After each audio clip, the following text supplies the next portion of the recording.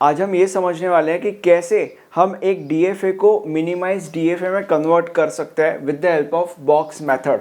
अब सबसे पहले तो तुम्हें ये समझने की ज़रूरत है कि ऐसा हम कर सकते हैं, बट ऐसा करने के लिए तुम्हें इन स्टेप्स का इस्तेमाल करना पड़ता है। अब ये हमारा क्वेश्चन है, इस क्वेश्चन को हम सॉल्व करेंगे इन्हीं स्टेप्स का इस्तेमाल करके, ताकि आपको सारी की सारी चीज़ें समझ में आने लग जाएगी। क्वेश्चन क्या है? Minimise the following DFA using box method. मतलब बेसिकली जो दिया गया डीएफए है उस डीएफए को हमें मिनिमाइज करना है, और ऐसा हमें बॉक्स मेथड की मदद से करना है, राइट। अब step number 1, remove all states which aren't reachable from start state. देखो सबसे पहले हमें ये आइडेंटिफाई करना है कि इनमें से कौन सा स्टार्ट स्टेट है और कौन सा फाइनल स्टेट है। देखो ये ए बी सी डी ई ये सारे के सारे स्टेट्स है। अभी इनमें से ए ऑब्वियसली स्टार्ट स्टेट है, एंड ये जो ई और सी है ये दो फाइनल स्टेट्स है। मुझे कैसे पता चला ये फाइनल स्टेट्स है? मुझे ऐसे पता चला क्योंकि इन दोनों अल्फ़ाबेट्स के ऊपर दो दो गोले हैं, इनको ज़्यादा इज्जत दी गई है, इसलिए ई और सी दोनों फाइनल स्टेट्स है। ओके, तो मतलब स्टार्ट स्टेट ये है और फाइनल स्टेट ये दोनों है, ई और सी। तो अभी यहाँ पे क्या लिखा गया है स्टेप नंबर 1 में? Remove all states which aren't reachable from start state. मतलब जितने भी ऐसे स्टेट्स हैं जो स्टार्ट स्टेट से रीचेबल नहीं है, उन स्टेट्स को हमें रिमूव कर देना है। देखो अभी ए से क्या स्टेट बी रीचेबल है? हाँ रीचेबल है, राइट। देखो एरो डायरेक्टली बी की तरफ जा रहा है तो मतलब रीचेबल है। क्या ए से सी रीचेबल है? And the answer is yes. C पे भी डायरेक्टली एरो जा रहा है, इसका मतलब ऑफ कोर्स रीचेबल है। क्या ए से डी रीचेबल है? हाँ डी भी रीचेबल है, भले ही डायरेक्ट एरो नहीं जा रहा है, बट ए से बी पे एरो जा रहा है और बी से डी पे एरो जा रहा है, तो ऐसे रीचेबल है। अगर ऐसे भी रीचेबल है तो चलेगा। तो मतलब बेसिकली अभी ए से बी सी और डी तो रीचेबल है, तो इन्हें तो नहीं रिमूव करेंगे।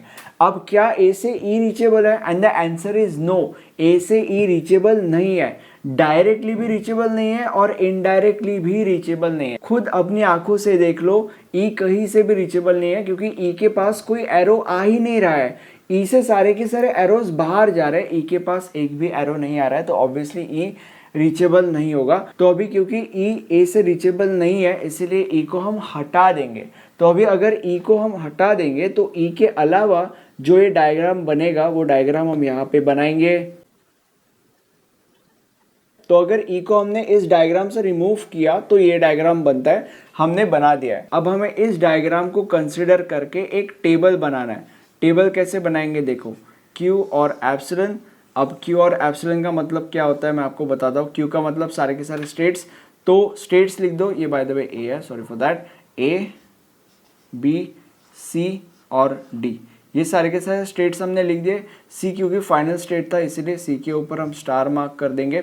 अब यहाँ पे देखो, यहाँ पे हम लिखेंगे 0 और 1। 0 1 क्यों लिखा हमने? क्योंकि 0 और 1 इनपुट स्टेट्स है ना। यहाँ पे 0 और 1 के अलावा तुम कोई दूसरा ट्रांजिशन देख सकते हो क्या? And the answer is no. Transition मतलब बेसिकली देखो ए बी पे 0 ट्रांजिशन है, ऐसे ट्रांजिशन इसको कहते हैं। तो 0 और 1 के अलावा कोई भी दूसरा ट्रांजिशन नहीं है, इसलिए 0 और 1 इनपुट है। तो अभी हम टेबल बनाएंगे। देखो अभी ए 0 पे बी, ए 0 पे बी, ए सी पे 1, ए सी पे 1, उसके बाद बी 0 पे बी, बी 0 पे बी, और B 1 पे D, B 1 पे D। उसके बाद जो C है, C 0 पे B, C 0 पे B एंड C 1 पे C, C 1 पे C। उसके बाद जो D है, D 0 पे B, D 0 पे B और D 1 पे C। ये हमारा टेबल बन चुका है। अभी इस टेबल के बाद इसी टेबल को देख के हमें और एक टेबल बनाना पड़ता है, ठीक है। अभी ये जो और एक वाला टेबल हम बनाते हैं ना, इसका इस टेबल को हम थोड़ा सा अलग तरीके से बनाते हैं। और वो अलग तरीका कौन सा है? देखो वो अलग तरीका ये है, ठीक है। अब यहाँ पे मैं देखो क्या लिख रहा हूँ, ए बी सी डी। अब यहाँ पे ये मैंने क्यों और कैसे लिखा? अब क्यों लिखा इसका आंसर तो तुम्हें बाद में खुद ब खुद पता चलेगा, बट यही क्यों लिखा, ऐसे कैसे लिख दिया?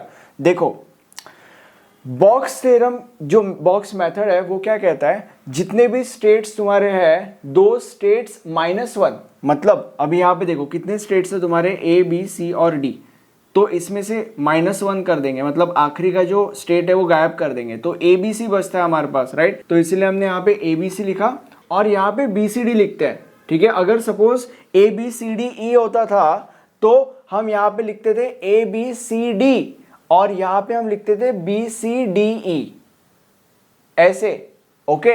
अब आगे बढ़ते हैं। देखो जो स्टेप नंबर 3 है वो क्या कहता है, स्टेप नंबर 2 तक हमने चीजें सारी की सारी कर ली, अब स्टेप नंबर 3 के ऊपर जंप करेंगे। All cells in which one state is final and other non final mark with 1, ठीक है। मतलब जो भी डब्बे हैं जिनके अंदर एक फाइनल स्टेट है और एक नॉन फाइनल स्टेट है, वैसे डब्बों को हमें 1 मार्क करना है। फॉर एग्जाम्पल अभी यहाँ पे देखो C और A, अभी C और A, ठीक है, मतलब ये A और ये C, मतलब ये जो डब्बा है वो C और A के कॉम्बिनेशन से बना हुआ है, राइट। तो अभी C और A में से जो हमारा C है वो फाइनल स्टेट है और जो हमारा A है वो नॉन फाइनल स्टेट है, राइट। इसीलिए ये जो डब्बा है वो फाइनल और नॉन फाइनल स्टेट के कॉम्बिनेशन से बना हुआ है और इसीलिए इस डब्बे को हम 1 मार्क कर देंगे, ठीक है। अब यहाँ पे अगेन फिर से देखो, ये जो डब्बा है वो B और C के कॉम्बिनेशन से बना हुआ है। अब B और C में जो हमारा C है वो फाइनल स्टेट है और जो हमारा B है वो नॉन फाइनल स्टेट है, तो इसका मतलब ये डब्बा is a combination of final and non final state और इसीलिए इस डब्बे के अंदर हम 1 मार्क कर देंगे। अब और एक एग्जांपल मैं तुम लोग को देता हूँ। देखो ये D है और ये C है, राइट। मतलब ये जो डब्बा है वो C और D के कॉम्बिनेशन से बना हुआ है, तो अभी ये जो C है ये हमारा फाइनल स्टेट है और जो हमारा D है वो नॉन फाइनल स्टेट है। मतलब ये जो डब्बा है वो फाइनल और नॉन फाइनल स्टेट के कॉम्बिनेशन से बना हुआ है और इसीलिए हम यहाँ पे 1 मार्क कर देंगे। और मैं अचानक से ऐसे फटाफट कैसे डब्बे आइडेंटिफाई कर रहा हूँ, जहाँ जहाँ पे हमें 1 डालने की ज़रूरत है वो डब्बे, ऐसा मैं इसीलिए कर पा रहा हूँ क्योंकि मुझे पता है कि जो C है वो हमारा फाइनल स्टेट है। तो जिन जिन डब्बों का भी C से कोई लेना देना है हम उन्हीं डब्बों को पिक करते हैं। जिन डब्बों का C से कोई लेना देना ही नहीं है, मतलब उन डब्बों का बाकी के स्टेट से लेना देना है। तो अभी C के अलावा जितने भी बाकी के स्टेट्स हैं वो सारे के सारे नॉन फाइनल स्टेट्स हैं, तो वहाँ पे नॉन फाइनल स्टेट्स होंगे। तो नॉन फाइनल स्टेट्स के कॉम्बिनेशन से जो डब्बा बनता है उन डब्बों को हमें हाथ भी नहीं लगाना है, इसलिए उन डब्बों को हम कंसिडर ही नहीं कर रहे हैं। हम उन्हीं डब्बों को कंसिडर कर रहे हैं जिन डब्बों का C से कोई लेना देना है, ठीक है।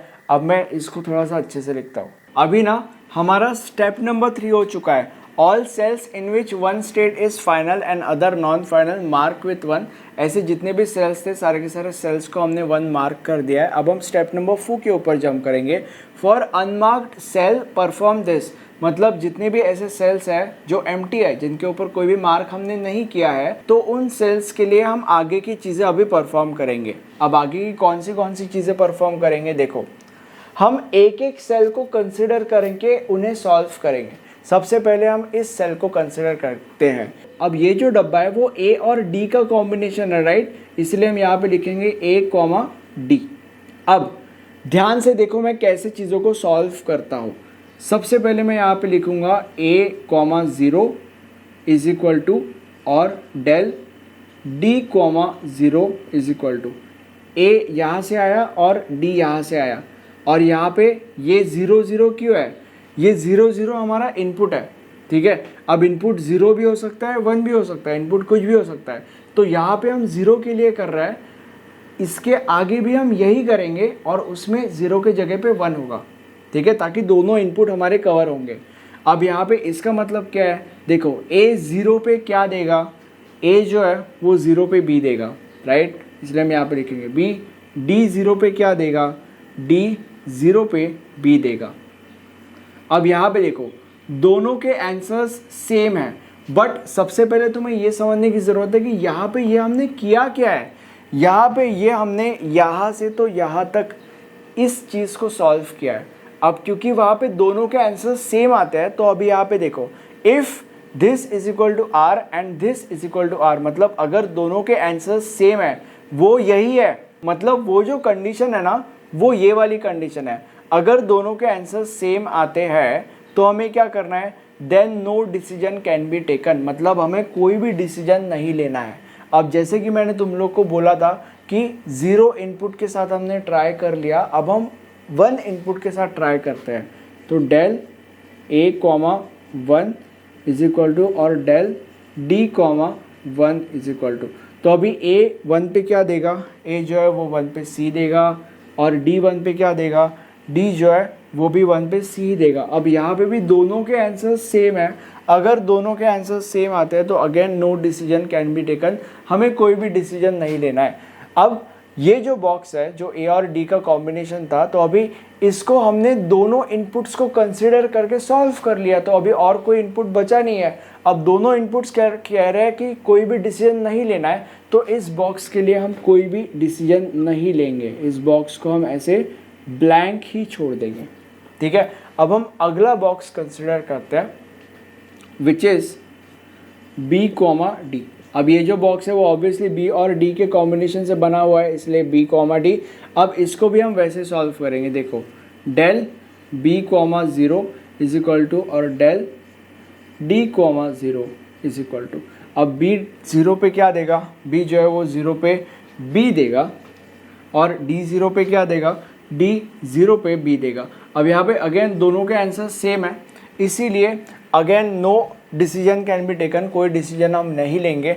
आगे बढ़ते हैं, अब हम इनपुट 0 की जगह पे 1 चेंज करके कंसिडर करेंगे, b 1 इज इक्वल टू और d 1 इज इक्वल टू।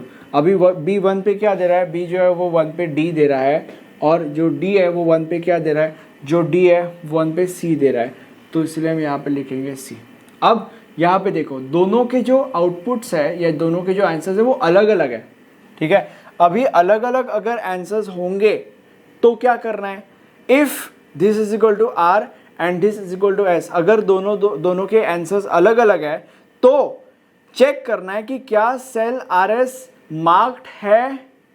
अगर मार्क्ड है तो PQ के जगह पे हमें 2 लिखना है। अब यहाँ पे ये चल क्या रहा है, तुम इसको यानी कि इस लाइन को और इस लाइन को कंपेयर कर सकते हो, क्योंकि वही है ना, उसके आंसर्स डिफरेंट है, तो ये लाइन वही कह रहा है कि अगर डिफरेंट है तो क्या करना है, तो कंपेयर करो। जो R है वो हमारा D है, और जो S है वो हमारा C है, आंसर्स बेसिकली, और जो P और Q है वो हमारा B और D है, और जो 1 1 है वो हमारा A है। Simple, right. अब अगर आंसर्स डिफरेंट है तो हमें क्या करना है, चेक करना है कि क्या सेल RS मार्क्ड है। RS मतलब R और S, मतलब यहाँ पे क्या हमें ये चेक करना है कि क्या D और C मार्क्ड है, क्या D और C मार्क्ड है, मतलब क्या ये डब्बा मार्क्ड है, and the answer is yes, ये 1 से मार्क्ड है। तो अगर ये मार्क्ड है, if cell RS is marked then mark PQ with 2, मतलब जो भी सेल PQ है, PQ कैसे आएगा, P और Q, मतलब यहाँ का B और D, मतलब B और D इस सेल को हमें 2 से मार्क करना है। B और D इस सेल को हमें 2 से मार्क करना है। अगर वो मार्क्ड नहीं था तो हमें आगे की चीज़ें करनी पड़ती थी, which is else list this is equal to this. ठीक है, बट वो मार्क्ड था इसलिए हमने वहाँ पे 2 लिख दिया। अब आगे बढ़ते हैं, ये डब्बा हो गया, अब आखिरी डब्बा बच चुका है हमारा, विच इज़ A और D। सो हम यहाँ पे लिखेंगे A और B। ओके, अब इसके साथ भी वही चीज़ें होगी। सबसे पहले del A, 0 is equal to और del B, 0 is equal to, तो अभी A 0 पे क्या दे रहा है, A जो है वो 0 पे B दे रहा है, और B 0 पे क्या दे रहा है, B 0 पे B दे रहा है अगेन, तो सेम है, तो कुछ डिसीजन नहीं लेना है। Next is A 1 is equal to और B 1 इज इक्वल टू। ठीक है, अब A 1 पे क्या दे रहा है, A 1 पे C दे रहा है, और B 1 पे क्या दे रहा है, B 1 पे D दे रहा है। अब यहाँ पे अलग अलग है, अगर अलग अलग है तो क्या करना है, चेक करना है कि if cell RS is marked, RS मतलब इन दोनों के आंसर्स, मतलब बेसिकली चेक करना है कि C और D का जो डब्बा है वो मार्क है क्या। क्या सी और डी का डब्बा मार्क्ड है? And the answer is yes, marked है। अगर वो मार्क्ड है, if cell R S is marked then mark P Q with 2। P Q मतलब पी और क्यू मतलब बेसिकली ए और बी का जो डब्बा है उसको हमें 2 से मार्क करना है। ए और बी का कौन सा डब्बा है? ए और बी का ये डब्बा है, तो इसको हम 2 से मार्क कर देंगे और ये हमारा टेबल खत्म। राइट? अब एक बहुत ही ज़्यादा ज़रूरी चीज़ मुझे तुम्हें बतानी है। यहाँ पे हमारा प्रॉब्लम नहीं ख़त्म होता है, आगे और 2 स्टेप्स है, बट जो चीज़ मुझे तुम्हें बतानी है वो ये है कि जो भी चीज़ें हमने यहाँ पे की वो सारी की सारी चीज़ें तुम्हें इन स्टेप्स को यहाँ तक एक्सप्लेन करती है, बट ये जो स्टेप्स है वो यहाँ तक भी आगे है, मतलब वो आगे एक्सटेंड भी होती है। ये else list this implies this, इसका क्या मतलब है तुम्हें कैसे पता चलेगा? अब अनफॉर्चुनेटली इस न्यूमेरिकल के अंदर वो सिचुएशन नहीं आई कि हमें ये एल्स पार्ट यूज करना पड़े। अब बाकी के न्यूमेरिकल्स ऐसे हो सकते हैं जिनके अंदर ये एल्स पार्ट यूज करना पड़ता हो, बट उन न्यूमेरिकल्स के अंदर फिर इसके पहले का पार्ट नहीं यूज करना पड़ता। समझ रहे हो क्या? तो हर एक न्यूमेरिकल किसी ना किसी पार्ट को यूज करती है। अब अगर तुम्हें ये जानना है या ऐसे न्यूमेरिकल्स सॉल्व करने हैं जिन न्यूमेरिकल्स के अंदर इस वाले पार्ट को भी इस्तेमाल किया है, तो तुम्हारे पास 2 ऑप्शंस हैं। ऑप्शन नंबर 1 इज, तुम मुझे कमेंट सेक्शन में बता सकते हो कि भाई ऐसे न्यूमेरिकल्स तू सॉल्व कर, तो मैं ऐसे न्यूमेरिकल्स के ऊपर लेक्चर्स बनाऊंगा, या तो तुम मेरे नोट्स रेफर कर सकते हो। नोट्स में एग्जाम में आने वाले ऐसे सारे के सारे न्यूमेरिकल्स अवेलेबल है, तो नोट से भी तुम प्रैक्टिस कर सकते हो, चॉइस तुम्हारी है। अब हम आगे बढ़ते हैं। अब हमें एक टेबल बनाना है और एक डायग्राम बनाना है। अभी टेबल हम कैसे बनाएंगे, देखो हमारे जितने भी डब्बे थे सारे के सारे डब्बे हमने फिल कर दिए हैं। अब हम स्टेप नंबर 5 के ऊपर जंप करेंगे। सारे के सारे चारों के चारों स्टेप्स हो गए। स्टेप नंबर 5 क्या कहता है? All the cells which are unmarked can be merged into single state respectively. मतलब जितने भी ऐसे सेल्स है जो अनमार्क्ड है उन सेल्स को हमें मर्ज करना है। अब यहाँ पे कितने ऐसे सेल्स है जो अनमार्क्ड है? एक ही सेल है। इसका मतलब ए और डी को हमें मर्ज करना है। देखो अभी ए और डी इन दोनों को हम मर्ज करेंगे। अभी मर्ज करेंगे का मतलब क्या है? देखो ये टेबल बनाएंगे हम लोग, तो ये टेबल हमने बना लिया है बिल्कुल ऐसे का ऐसा। यहाँ पे 0 और 1 लिख देंगे हम एज इनपुट, और यहाँ पे देखो ए और डी को हमें क्लब करना है, मर्ज करना है, राइट? तो हम यहाँ पे लिखेंगे ए कॉमा डी, ठीक है। अभी ए कॉमा डी के अंदर यहाँ पे अगर देखें हॉरिजॉन्टली तो यहाँ पे भी बी सी है और यहाँ पे भी बी सी है, तो यहाँ पे हम एक ही बार बी सी लिखेंगे। 2 बार क्यों बी सी लिखना है? उनको हमने मर्ज किया है ना, तो एक ही बार बी सी आएगा, राइट? और यहाँ पे ए डी आएगा, सिंपल एज दैट। और जो बाकी की चीज़ है बी और सी वो वैसे के वैसे रहेंगे। यहाँ पे बी और यहाँ पे सी, सी के ऊपर स्टार देना मत भूलना क्योंकि वो हमारा फाइनल स्टेट है।